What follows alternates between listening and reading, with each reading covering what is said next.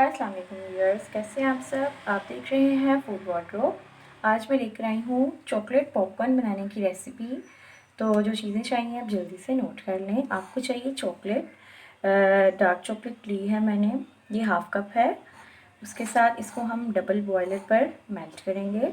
Corns लिए हैं तकरीबन 3 to 4 टेबल स्पून लिए हैं। उसके साथ 2 टेबल स्पून ऑयल लिया है, 1/4 टीस्पून साल्ट है और उसके साथ पीनट्स लिए हैं मैंने, ये तकरीबन 2 से 3 ये भी टेबल स्पून है।